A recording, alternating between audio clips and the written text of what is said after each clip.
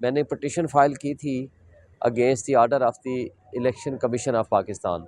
Election commission ने justice Tariq Mahmood Jahangiri साहब, जो कि इलेक्शन ट्रिब्यूनल कॉन्स्टिट्यूट हुए थे with the consultation of chief justice of Islamabad high court, जब वो केस चल रहा था तो जो ही उन्होंने कहा कि आप फॉर्म 45 लाओ और जवाब जमा कराओ, तो उन्होंने जवाब देने की बजाय इलेक्शन कमीशन में चले गए थे।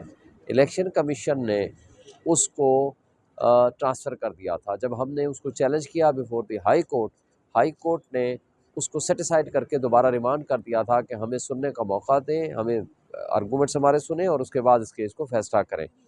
जब ये मैटर गया तो उन्होंने दोबारा उसी जज को, जस्टिस रिटायर्ड शकूर बाचा के पास ट्रांसफ़र कर दिया।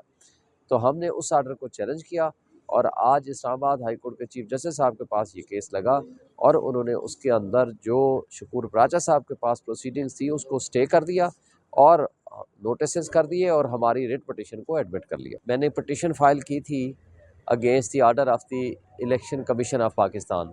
इलेक्शन कमीशन ने जस्टिस तारिक महमूद जहांगीरी साहब, जो कि इलेक्शन ट्रिब्यूनल कॉन्स्टिट्यूट हुए थे with the consultation of chief justice of Islamabad high court, जब वो केस चल रहा था तो जो ही उन्होंने कहा कि आप फॉर्म 45 लाओ और जवाब जमा कराओ, तो उन्होंने जवाब देने की बजाय इलेक्शन कमीशन में चले गए थे।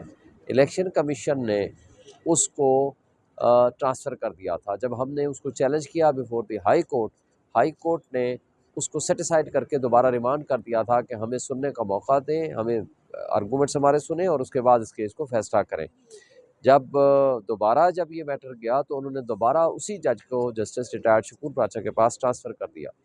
तो हमने उस आर्डर को चैलेंज किया और आज इस्लामाबाद हाई कोर्ट के चीफ जस्टिस साहब के पास ये केस लगा और उन्होंने उसके अंदर जो शकूर बाचा साहब के पास प्रोसीडिंग्स थी उसको स्टे कर दिया और नोटिस कर दिए और हमारी रिट पटिशन को एडमिट कर लिया।